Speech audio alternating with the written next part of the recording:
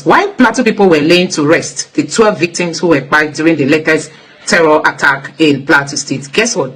The Fulanis terrorists were said to have invaded the burial ceremony. I'm going to let you watch that video, but see how this headline captured it. It says, while the 12 people died in Farm District, Plateau State, were being buried, another nearby village came under intense attack by armed Fulani headsmen, triggering panic and forcing mourners to leave the mass burial earlier. Media church reporting. Can you see what is happening? And you can see Reverend Ezekiel Dachumo here, as he became so emotional, you know, burying his people all the time during this occasion. Now, take a look at this headline here. You can see what this headline says. Stop referring to armed Fulanis as bandits, because they are people fighting for their freedom, not terrorists. He said armed Fulanis are not terrorists, neither are they bandits. Don't refer to armed Fulanis as terrorists. In Nigeria, it's forbidden to carry arms. These people are carrying arms and buying people. And this Mieti Allah leader has the guts to come out to say, stop calling my people terrorists because they are armed. He went ahead to say, let me take it again. Stop referring to armed Fulanis as bandits because they are people fighting for their freedom, not terrorists, said the national chairman of Fulani Association, Mieti Allah, Bello Bodejo. He went ahead to say, the leader of the Fulani in Nigeria, Alhaji Abdullahi Bello Bodejo, described armed Fulanis as people seeking freedom, and therefore said it is inappropriate to label them as terrorists. Similarly, Bello Bodejo described Yan Sakai as the people responsible for the conflict currently happening in Nigeria. He's saying don't refer to armed Fulanis as terrorists. So guys, you can see there are really people who own this country. We saw what happened in the South is how they went all out on the Southeast people in the name of they were looking for ESN members, IPOB members, and at the end, many innocent youths were caught up in that fight. Many lost their lives. But see how these people are being given room to roam about with sophisticated weapons, and their leaders are backing them. And you must have heard that even this northern elder, Professor Yusuf, said this just one day ago. You can see that we strongly reject any plan by Defense Minister Musa to wage war on Fulani people. He is now a political office holder, not a battlefield soldier. We condemn dialogue and not violent solution, not endless warfare. Military confrontation will fail. This northern leader is saying, don't fight the Fulanis, even if they commit the crime. Even if they are buying people of Bentley, don't go after them. Their military confrontation will fail, because the new defense minister, Christopher Musa, has come out to say he is going to fight these people to the end. And Nigerians supported it, but now the North is fighting back. Many people have doubted the ability of Christopher Musa to be successful in his fight against terrorism, while having somebody like Ribadu as the NSA, because Ribadu is the national security advisor. He tells Tinubu the strategy, the methods, what to do and what not to do. So it is really going to be a very tough fight for Christopher Musa. And now this northern elder, yesterday, you can see this is a latest headline. He tweeted and said, we strongly reject any plan by Defense Minister Christopher Musa, to wage war on Fulani people. He's not even calling it terrorist. Christopher Musa didn't say he's going after Fulani people. He is going after those invading Nigeria and trying to conquer this country. Sacking communities, killing both unborn children in the womb, killing little, old, big and small people. You know, those are the people Christopher Musa is going after. But the North is rejecting any fight from stopping Fulanis killing people. The northern Nigerian leaders are saying, don't dare touch the Fulanis. And now you can see it is now being obvious that these people know what is happening to Nigerians. And now this headline says, famine is death sentence now. Insecurity, kidnapping, forced Kwara farmers to turn to Okada riders for survival. The whole country has been invaded. Recently, they said more than 20 camps of the Fulani terrorists were discovered in Enugu State. More than 20. These people are everywhere. In Ondo State, Yoruba land, they've taken over. They will tell you that they own the forest there. And you can imagine Tinubu is sleeping on all this. Now, Metawale has been accused. The NSA has been accused. Ribadu. You have governors from the north being accused. And Malami, the former AGF, has been accused. And other military chiefs being accused to be funding terrorism. So guys, this fight is not ending anytime soon. I'm just going to allow you to take your time and watch these videos and let me know what you think about all this in the comment section below. But before then, see this reaction that this guy reacted as regards to what Professor Yusuf said. This person said, I've always maintained that the moment there is a genuine step towards eliminating these Islamic fighters, their sponsors will show up themselves. It is only natural for men to protect their investment. So this guy is saying these northern leaders that are fighting against Christopher Musa stopping the menace of these Fulanis. They are the ones that are actually, sponsoring them. And this person said, it is the master plan. Install their patron in government and military, Metawale and Ribadu. Arm their illiterate Islamic militia to continue the jihad against Christians, defend the terrorists, and seek for amnesty. That this is the strategy. Don't forget that El-Rufai came out boldly on the national television accusing the office of the NSA for funding terrorism. He said they pay them. They withdrew billions and gave to these people. Don't forget that the Tinubu's government has come out to reject death sentence for terrorists. And many Nigerians have reacted to that. Here's one of the reactions. This person say, wow, can you imagine a president saying this? Implementing death sentence penalty for killers like terrorists and kidnappers will worsen insecurity in Nigeria. How exactly? I get what's really going on here. He is scared of losing northern votes. Declaring the death penalty would mean stepping on powerful toes in the north, where many such criminals originate or find sympathy. It's politics over justice. Plain and simple. This makes a lot of sense. Tell me how Tinubu will say killing terrorists is going to worsen insecurity. People are saying Tinubu is just afraid of ending this insecurity because of his second tenure, because of his second term ambition, playing with the lives of Nigerians. Now, victims of the Kogi State church kidnap, those people that were kidnapped in a church in Kogi State have been seen in a video pleading for their lives. They want Nigerians to contribute 600 million naira for these terrorists so that they will be released. I want you to also take your time and listen to how the very dark man has reacted to that news. I'm reporting right now. We're here for the burial of the 12 people who were killed, and right now they're saying Fulani people are here again or something, and people are running away. I'm moving towards that direction. If anything is happening, Media Church will be able to get you the videos. The Media Church will be able to get you. We have one of our cameraman is over there, so he will help. But I'm here. I'm going there right now.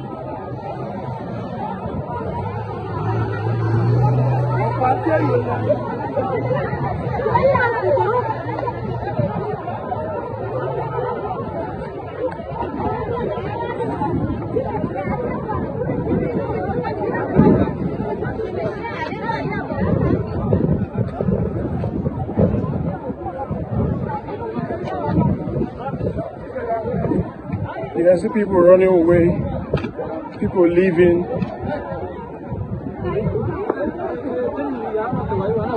Burial is not yet done, but people are leaving.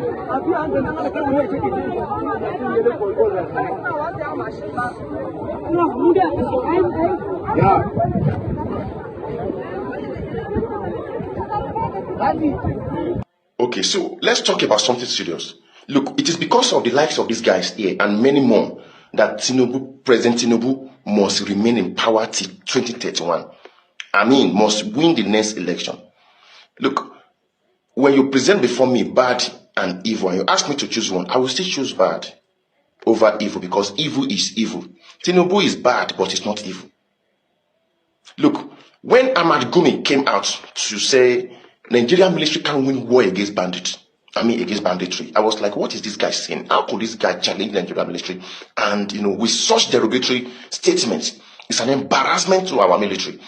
And I felt that maybe he's speaking in the interest of his Fulani people. And because he has some children that are generals, or maybe almost they are high-ranking soldiers in Nigeria. That is why he's speaking in their favor. But to see another person, Professor Yusuf Usman, coming out to also say the same thing, that military confrontation against Fulani people will fail. This man now, Professor, is equating Fulani civilians with Fulani terrorists. We are not fighting Fulani civilians. We are talking about the terrorists, the bandits, people who are killing Christians in the north. Why are you not addressing that, Professor? Why are you now equating it? Why are you gaslighting? Look at the news that the office of the NSA supply or admitted that they supply arms to the vigilante or to Miyetti Allah. You see, as long as these people remain in power or take charge of our Nigerian military will continue to be puppets. That is why the likes of Burkina Faso are just treating us like a trash. And it's an embarrassment to our military. And I'm in full support that our military structure network should be located to the southwest or to the southeast because of the lives of these people leveraging and using our military structure power as tools to perpetrate their agenda. They all have one thing in common: Islamic agenda. I don't know why they are wired like that. So Tinubu must win the next election, and power must remain in the southwest or southeast for the next 24 years until the lives of these people are old. And they must not be allowed to come close to our government. No, they must not, because coming close to our government is not to better this country or to push this country forward, but to satisfy their own Islamic interest. That is it. That is it. So somehow, some way, I will be using this platform to speak in the favor of the next election. Yes. You wouldn't know now until the likes of Shetima or El-Rufai becomes Nigeria president. You will know what it means to, you know what it means to have radical extremists, Islamic extremists, as a leader. Buhari is better. Buhari is not an extremist. These guys, they are extremists. That is why many of them, especially Professor Yusuf, was speaking against Buhari government, because Buhari was not an extremist. They are extremists. Imagine, Nigeria military cannot defeat bandits. They will fail if they do so. It's a very big word. On a global stage, you people are just, you are not speaking in favor of this country. You are just fighting for your own interest. When you see a Muslim scholar or educated Muslim, they went to school. Do you know why? Not to add to the cause of mankind or to add value to mankind. No, they went there because of their religious interest. I've said this before, and many people were angry about it. That is the truth. They are educated just for their own interest, for their religious interest, to push for their religious agenda. Look at Zora Mandani in New York, the one that is coming as mayor of New York. All his education in US all this while. It's not coming to advance New York. It's coming to, push for Islamic agenda.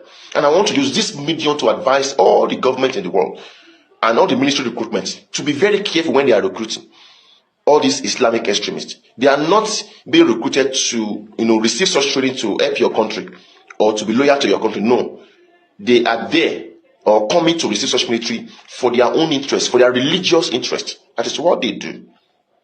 So please permit me when I say Tinubu must remain in power until 2031. Yes. And I know the guy is trying so much to make sure that power is to remain in the southwest or southeast. And I'm in full support of that. That's why they say government. If you want to invite me. But if you come for night, say you wear uniform, come for night, you'll be Fulani. Because me and Fulani will don't exchange. Me and Fulani will don't banter. So if you come for night, wear uniform, carry for mine, make the masses know say na Fulani come. Make the masses know say na bandits come. Make them know say na assassin or higher killer come. But you say you want to invite me, I go come. But if you come for night, even though you carry patrol team, you know see say bandit, Fulani, then buy them patrol team for not. For not, you know see say they get patrol team. Then buy them healers for not. So if somebody wear uniform for midnight, if it be bandit, if it be Fulani, if it be assassin, if it be higher killer, if it be kidnapper, no follow for night. If you're not genuine, make them invite you to come. Sunana Simon Nu. Sunana Simon Nu from Kauru local government. Okay, speak English now. We are from Kauru local government, and what happened to us? Kidnapping bandits come to our village since December 2nd. They kidnapped my mother. Now they are 3 months, 2 weeks now with them. So we bring ransom for them since day before yesterday, Saturday. We bring 40 million to them. So what I'm trying to say here is that the government should look into what is happening. We are seriously in problem in this country. Most especially Kaduna State, we have problem. What is surprising me that we have almost 3 to 4 barracks here, and the bandit will carry victims from Kauru local government to this bush.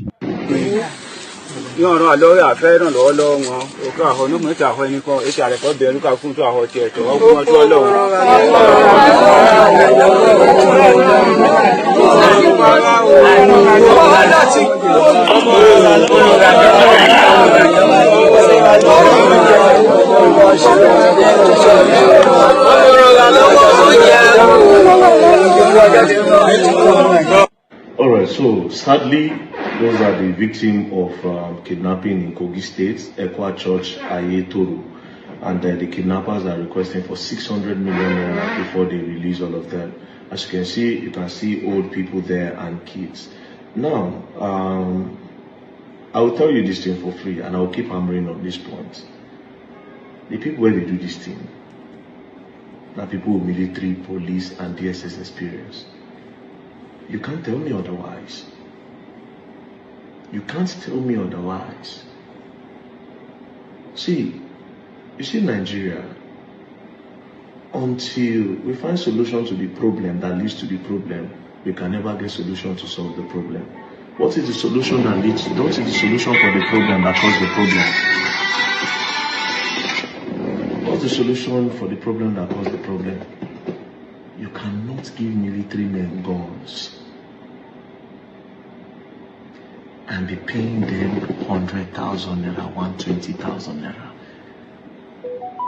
Without proper welfare, without housing, without benefits. You cannot give policemen guns and be paying them 80k, 90k, 100k, 150,000. You are giving these people assault rifles to go and stay close to the bush to protect the borders, and that is what you are paying them. Who knows the bushes more than them? Do you understand? All they have to do is to tag team with these guys, some of these headers, they bring them in. You'll be the front of this operation. I'm telling you this thing for free. Until they fix this, until they start taking care of the police and the military people well, this thing will never stop. It will never stop. You don't understand. They are real kidnappers. Then they are like system kidnappers. They are like people that are in the system doing all of this. There's no way you don't have ex-military men, serving military men, ex-policemen, serving policemen, ex-DSS, serving DSS, doing these things. You go carry a soldier, go put him for bush, make they food there for 6-7 months. You don't know the area, you don't know where motor they go, you don't know where motor they go, and you are not paying him well. There's no network, there's nothing. You are not paying them well. What do you think you are doing? If you don't know what the problem is, this thing will never stop in Nigeria. You see this kidnapping, you know go stop. You know go stop. Because most of it are not done by the people that you think is done with. Most of it is in collaboration with the people. See, let me tell you something. Fulani herdsmen dey where they cause problems. Terrorists dey. Then people that are capitalizing on all of this still dey. If you see the modus operandi, if you see the pattern of their operation, you will understand that these people are just people that are looking for money. These are not people that are, bro, there's a way you go see all these things, you go understand. And it's always around one area. Kogi, Edo, all those roads, all those places, that places where linked to each other. Do you understand? They don't go and do this type of random kidnappings in the north. Because that's like a terrorist base. Those ones go blast them. Those ones don't take over those bushes. You cannot go and do it in Lagos. Although they don't get 1 or 2 cases. But you go understand. Say, but if you hear say they kidnap for Lagos now, you know go hear say Fulani herdsman or something. Or this. No. It no go make sense to you. There they are. So the way all these things dey, until you start tackling the problem that lead to the problem, you can never get solution to this problem. You must have to tackle the problem that lead to the problem. And the problem is the welfare of the military men, the policemen, the DSS, and the people that are in charge of the security of the country. Unless that, we will get these stories 1 million times. And I can beat my chest to tell you for free that all this thing is connected. All of it is connected. All of it is connected. So what do now we have the video online? What do we do? What do we do? Some of these guys are even guys, so we say politicians carry come. Politicians usually give these guys guns to help them fight their opponents. Then when politicians use them, they dump them. They'll constantly use those guns where the politicians give them. Because usually politicians, what they do is that when they don't enter power, the people who help them enter power, they will sideline them. So all these boys are part of the boys that these politicians give gun. They give them gun, those ones go deep. Then when the politicians they mess up, then they destabilize the states. By then you go to hear kidnapping for here, left, right, and center. And Kogi State is said to be a state where we say Their governments, they always try to use them. They empower all these boys of bush with guns. And the perfect front for all of this is the headsman. I'm not saying that the headsman know the community, themselves they do their own, and them their own day. Do you understand? Them their own day. But the perfect cover for a lot of these things you see in Nigeria must be the headsman. The face to hit must be the headsman. Again, mind you, before I talk say because you not take or now know they think well. Next year, don't put out very that man is working with Fulani and all that. Is a sympathizer for them. No, get the point. You have to follow intelligence and be very calculative. All of these they connected. Security operative, politicians, political talks, Fulanis, headsman in the bush, all of them. Anyways, governments, Kogi state governments, the people in the bush, they are requesting for 600 million. It's either you go and pay or you go and rescue them. But you can't rescue them because these people know this bush. Go and pay. That's what you're going to do. Rescue those people. God. Federal Capital Territory, situated at the center of the nation and sharing boundaries with Niger, Kaduna, Kogi, and Nasarawa states, functions as the nation's political and diplomatic center. This strategic status draws in mixture of persons with diverse motives and mindsets, from law-abiding citizens to those driven by criminal motives, seeking to exploit its economic, political, and social significance. Since my assumption of duty as the Commissioner of Police FCT Command in October 2025, the command has undertaken comprehensive review of the prevailing security situation across the 6 area councils of FCT. This assessment identified key issues common to every growing society, including kidnapping, armed robbery, one chance robbery, car theft, drug-related offenses, and other minor crimes. In line with the directives of the Inspector General of Police, IGP Olukayode Adeolu Egbetokun, PhD, NPM, we adopted focused, intelligence-driven operational approach, anchored on crime analysis, hotspot mapping, collaboration with sister agencies, and continuous operational evaluation to guide deployments and tactical responses. These strategies employed during the time under review were built around strengthened community policing engagements, sustained intelligence-led policing, targeted clearance operations, enhanced visibility policing, public enlightenment, and strategic communication. Achievements between October and December 2025 include, during the time under review, FCT Police Command recorded notable operational successes across multiple crime fronts, particularly in anti-kidnapping operations, armed robbery suppression, arrest of violent offenders, rescue of victims, and recovery of arms, ammunition, vehicles, cash, and other criminal exhibits. A total of 300 cases were recorded within the period under review, leading to the arrest of 160 suspects across various categories of crime.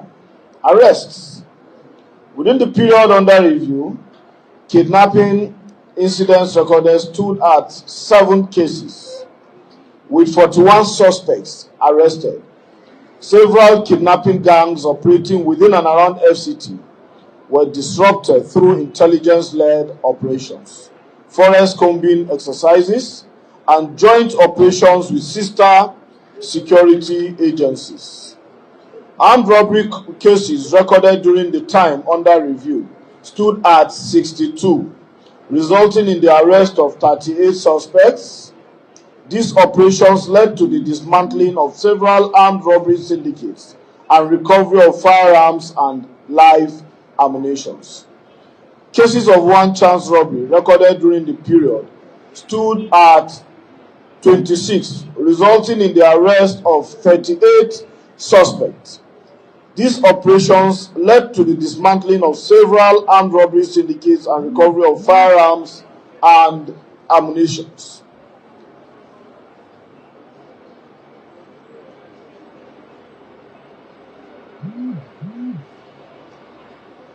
Car theft and vehicle snatching cases recorded during the time under review stood at 35, with 11 suspects arrested and 20 stolen vehicles comprising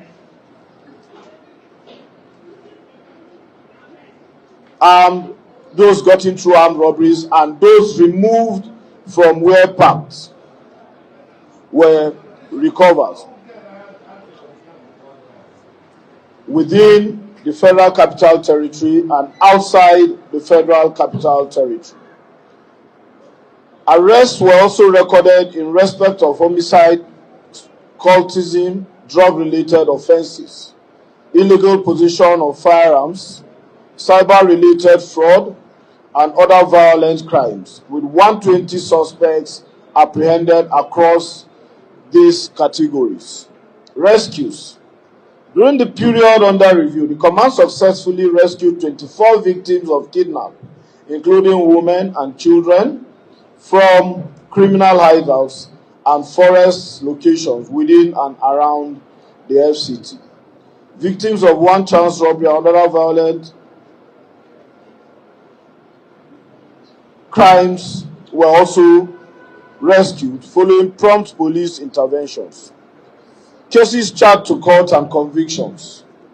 In line with the command's commitment to due process and effective justice delivery, 96 suspects were charged to court during the period under review. Of these, 60 convictions were secured, while other cases remain at various stages of prosecution. The cases charged include kidnapping, armed robbery, homicide, fraud-related offenses, cultism, burglary, and other serious crimes. Meanwhile, disciplinary cases involving police personnel were also addressed through appropriate internal mechanisms in accordance with extant regulations. The recoveries, I need to itemize them for you.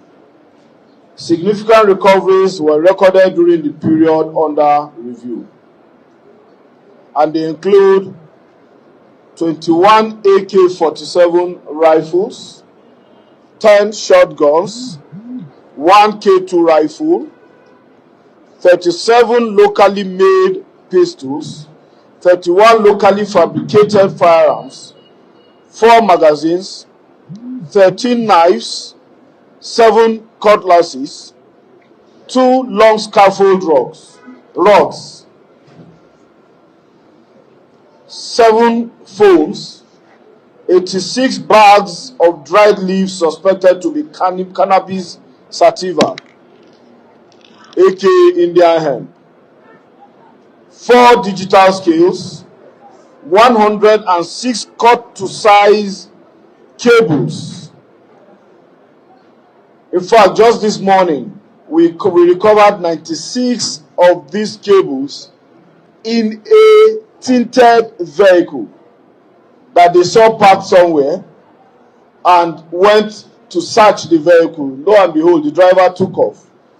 He lost control, fell into a gutter, and search was conducted. 96 were recovered in a tinted vehicle. Tinted vehicle. I keep echoing this so that we will know that those such vehicles are used to perpetrate crimes and criminality. Handsaw and iron bar, 3 ATM cards, 2 ID cards, large quantity of illicit drugs and substances, 193 rounds of live ammunition of various caliber, 14 vehicles linked to car theft, armed robbery, kidnapping, and 1 chance.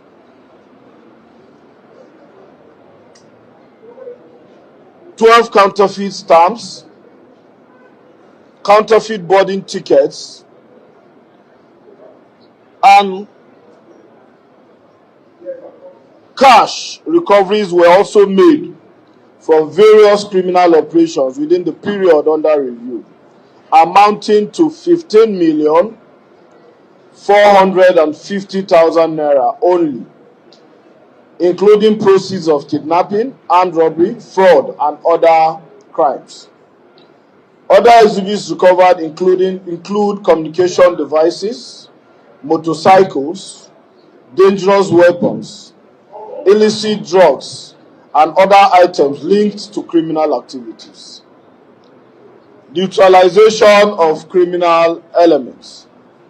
During several high-risk operations, which may not be well detailed here because some of them are carried out quietly,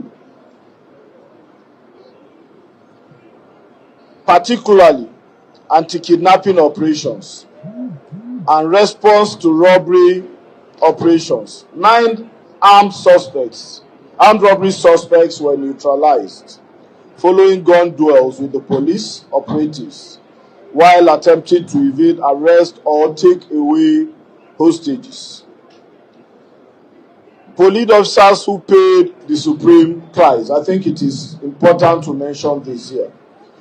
It is with deep respect, with deep sense of loss that I want to announce that we recorded 6 police officers that paid the supreme price in line of their duty during the period under review. Their sacrifices remain a solemn reminder of the commitment of the Nigeria Police Force to the protection of lives and property. May their souls rest in peace. Moving forward, building on the operational gains recorded since my assumption of duty, FCT Police Command will continue to intensify on community policing engagements, deepen intelligence-led policing strategies, sustain targeted clearance operations, strengthen interagency collaboration, and expand public enlightenment initiatives to address evolving security challenges within the FCT. Doctrine will fundamentally change how we confront terrorism and other violent crimes. Under this new architecture, any armed group or gun-wielding non-state actors operating outside the state authority will be regarded as terrorists. So guys, the people of Plateau has really gone a lot. You know, they've really gone a lot. They've really gone through a lot. I mean, the Plateau people. Now, this person, Reverend Ezekiel Dachum, after holding back his grief for so long, finally broke down in tears, collapsing emotionally at the Fan district, the burial site of 12 lives that were lost. Dear world, this is what Christians are facing in Nigeria, honestly. I'm just wondering, why is it that people don't understand the pain of others, honestly? Now, let's see how some people are reacting to this headline. You know, it's really so sad that the people of Benue are left to go through all this because they are Christian, not Benue Plateau, because they are Christians. No.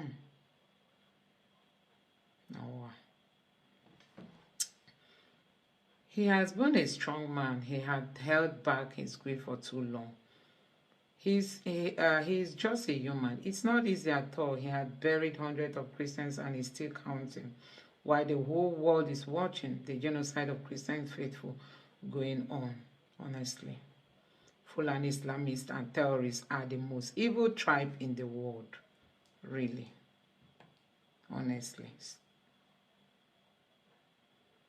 This person here said, those officers serve, they fight their tears. Why are they doing this to this man? to this man's people. So heartbreaking, seriously, and nobody cares. Oh, nobody cares. This person say, help these people, Donald Trump, write more. Why are you delaying? Why are you delaying? Why? Why are you delaying? Why are you delaying? Why are you delaying? Why the delay? This is going to continue. This is going to continue. It's going to continue. They said the Fulanis shouldn't be seen as terrorists. Tinubu has accepted that by saying death penalty on terrorists is going to worsen insecurity. It's still not. I don't understand how is Tinubu the master strategist. How is it that he is afraid? You know?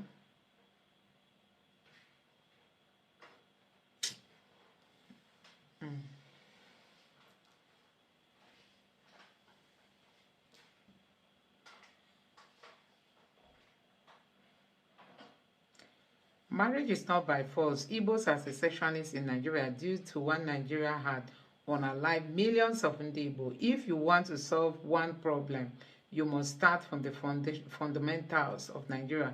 How can a reasonable Igbo man or woman support one Nigeria? Any Igbo person supporting one Nigeria are those that benefit from Nigeria. One Nigeria is not from the Igbo and Biafra.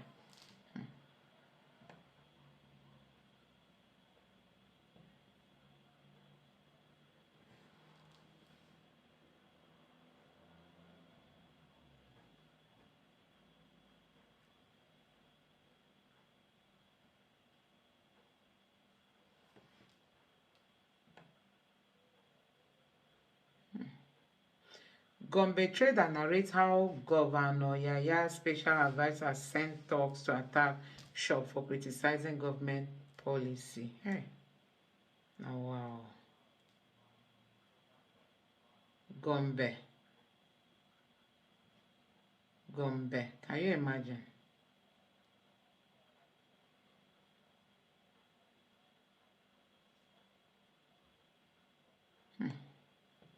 Now, wow, this is why people are scared of policing, community policing. If at all you have one, it's going to be war. You can imagine that you criticize the government, what the government is doing. They send talks. They send talks against you. Can you imagine?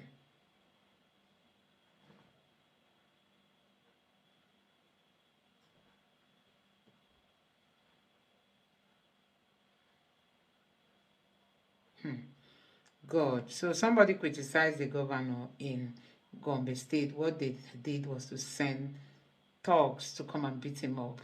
God. Why corruption in Nigerian police may never end. Remember the police officer who was openly extorting money from the road users and boasting that even the Inspector General of Police is aware of the illegal collection at checkpoints, claiming that the commander also takes a share. The police officer dismissed. He was seen in a viral video extorting money with pride. Okay, he has not been dismissed. You see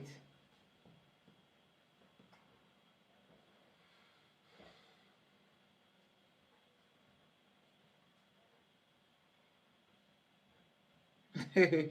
He said the IGP is also in support. What do you think about the biggest threat in the world now? Is Islam. That's the biggest threat in the whole world. Young people must be the architect of their future. Yes, so yes, this photo looks so good. That's from Peter Obi. Now let's see more headlines here. No, I don't want to talk about Dangote because the Dangote stuff is not even my concern, because I'm just wondering how Northerners are the ones in charge of NNPC, all these oil-related things. They are the ones enjoying it. You get the oil from the south. The north governs it. I'm just still not comfortable talking about this Dangote of a thing, because Dangote himself has been state-sponsored business, but he's now seen as the richest man is because he's being given privileges that other businesses don't get. So sometimes you don't even know how to balance up all this. Now, this headline here says, banditry is a business of APC. The APC government, led by the APC government, it is their business. Tinubu in 2 years has spent 559 billion. If Tinubu is not the owner of this industry they call banditry or Boko Haram, why is he not making profit? Why is he now making profit from it? Hey, these people say Tinubu is making profit from terrorism. Hey, what will I know here on this internet space? You know, it's really so sad.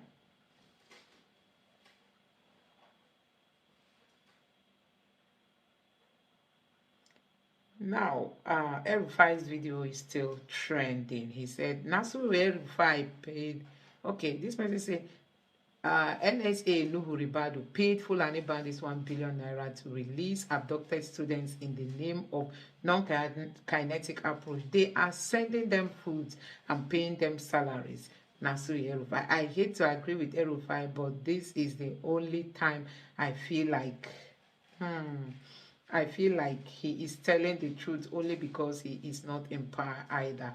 The same El-Rufai has also recruited 130,000 Fulani Mieti Allah members and armed them with AK-47 as forest guards. Hey, God. Why? He claimed they know the Nigerian forest more than our military, so he wants to use the good Fulanis to flush out the bad Fulanis. But the armed militias only invade villages to confiscate arms from local vigilantes, leaving them vulnerable for future attacks. You see, and that's the strategy. They come into other places and take the locals, their guns, and then, before you know it, attack has happened. The problem in Nigeria is really so enormous, really so enormous, honestly. We don't even know how we are going to solve all this problem.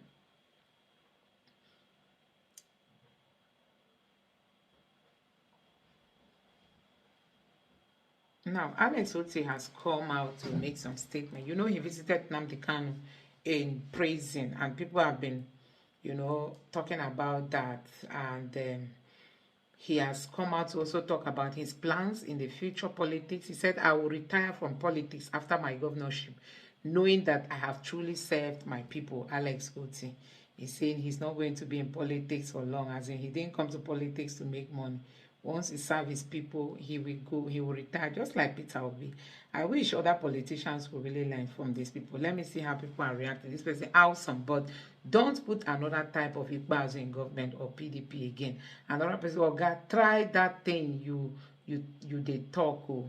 People like you are what Nigerians need. Okay, people like you are what Nigerians like to move the nation forward. We take God beg you, stop that talk. Okay, this person is saying he shouldn't say that, as in he should continue in politics. And this other person is saying, if those who see leadership as ignominious tax and have expended their energy that say this, you see those Mario goons leadership serve their interests more than the people. Okay, this person is trying to say that not everybody can say what Alex Otti is saying. Alex Otti is saying after his governorship service to the state, he's going to retire from politics.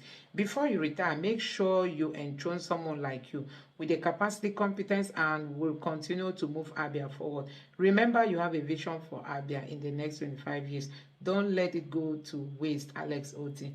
God will be with you throughout your service as governor of Abia State. Any evil APC, PDP politician that want to fight against you, Holy Ghost fire, by him in Jesus' name.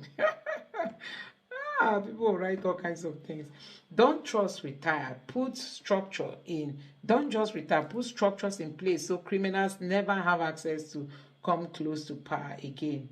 I think this makes sense, you know.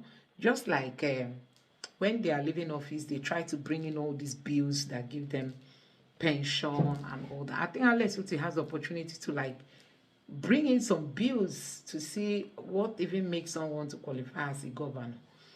No, sir. There's no way we will allow you to retire after serving the good people of Abia. We will have the conversation at the right time.